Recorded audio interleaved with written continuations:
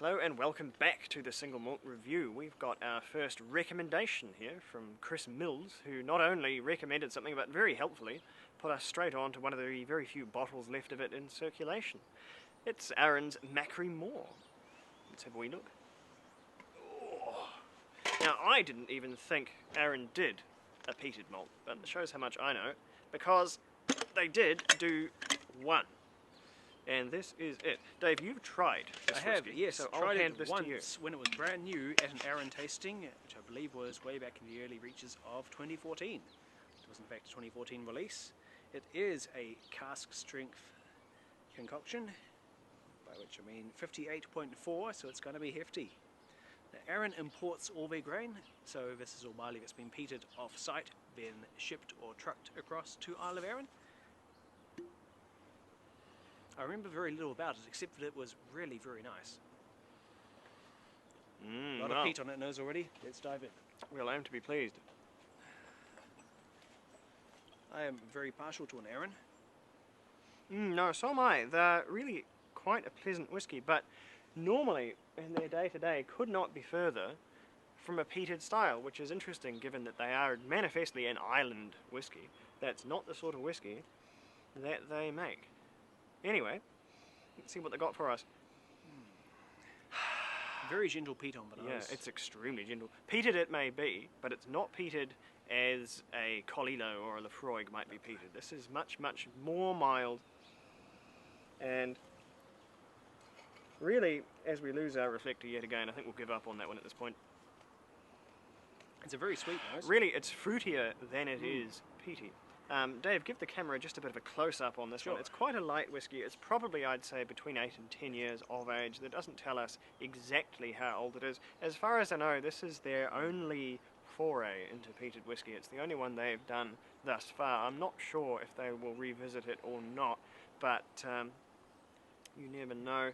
So I'm getting some mangoes and some strawberries on the nose. It's, as far as the nose goes, it's still fairly classic Arran going on. It's warm, it's fruity, it's very light-bodied and crisp. It is, for all intents and purposes, it's a Speyside whiskey, which is how they make it. But there is just that little bit of savoury tang on it, which belies the peated content. So to really taste that, I think we're just going to have to go in and see what's on the palate.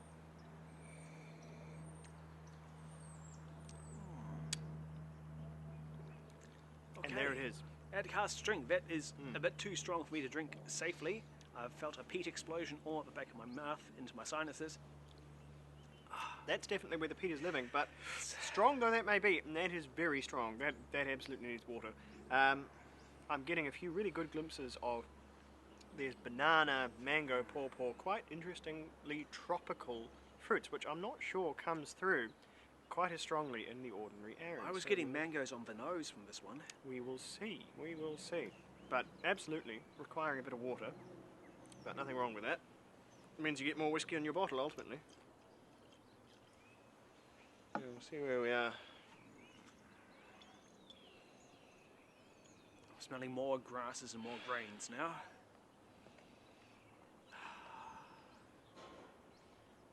That's a bit more approachable. It hasn't really enlivened the peat to any great extent. It's still quite a lightly peated whiskey as they go, but it really has brought out the fruit character. Yes, I come apples and apricots. We're getting a bit of stewed fruits now, cooked apples, a little bit of cooked stone fruit.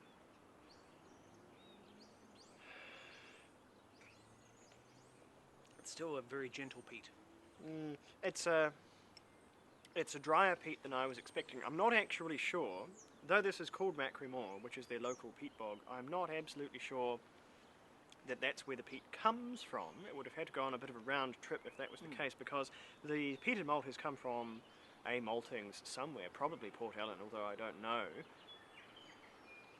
It doesn't strike me as particularly Isla-influenced peat. There's peat here, but it's not terribly marine. It's more of a subtle charcoal kindling, a bit of driftwood maybe, but not that really tangy oyster, seaweed, sort of a whole fisherman's basket carry-on that you get with more like a Lefroy, Colina, things like that. They have a peat concentration of 20 parts per million, which I think is somewhat lower than the likes of an Ardbeg, which would be what, 100 ppm?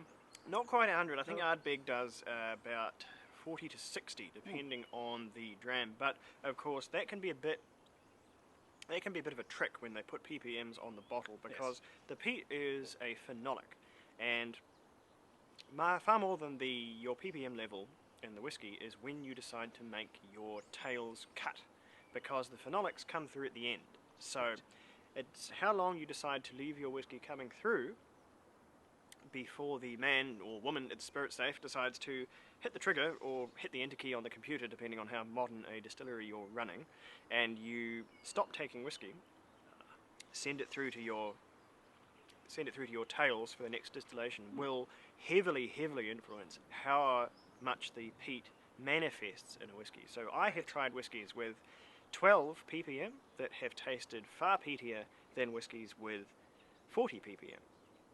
It all just depends. So, and the inherent strength of whiskey and wood aspination is all going to affect. So it's all really a bit confusing. You just have to the nose knows, essentially. You just have to trust your senses and try whiskies one by one, really. Yeah, I can smell the peat more than I can taste it.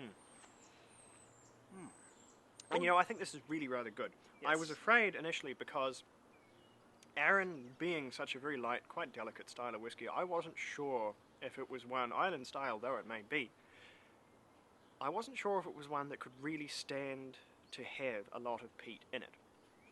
I was afraid that would sort of trample on the flavour and mask some of these more delicate fruits that makes up really the backbone of its character. But I think they've understood that, and they've gone for this lighter peating level and this less intrusive peat, and it's just painted a shade onto the canvas of the whiskey, which in no way changes the picture. So I think it's a bit of a winner, actually. I don't think it's too much at all. I think it's just a good inclusion to the Arran style. What do you think? I like it. Yes, it's not the best Arran, it's not my favourite personally, but I am fond of an Arran. I'm very partial to their style. To give this one a score, I would settle on a 79. It's very pleasant, it's way up there. It's not a masterpiece whiskey, but it's one I'd like. I'd settle very close to that. I'd say probably 76.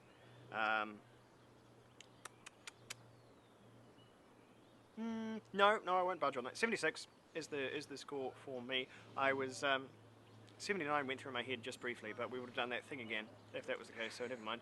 I think it's really very good, and surprisingly good for a whiskey I didn't think would stand up to the peated treatment. It really has, and it's held it together. I think maybe with a few more years, maybe if they released an age statement version of this with a bit more time behind it, it could really be something special. I think there would be no problem whatsoever with the Arran Distillery adding a peated addition to their range all year round. I think they would absolutely find a market if they're listening. It is always good to see a distillery trying something new, but it's a little outside of their usual oeuvre, and this is definitely that. Oh, this is still changing in the glass, but we won't go on.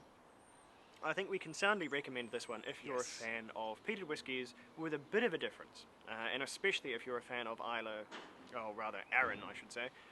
This is a style quite unto itself that you won't find from the rest of the Arran range. At any rate, this has been the Single Malt Review. Don't forget to let us know if you've got something you want us to hunt down and take a wee look at. We'll do our very best. And don't hesitate to comment with a question or correction. We're not prescient whiskey people after all. But in the meantime, keep safe. Slàinte.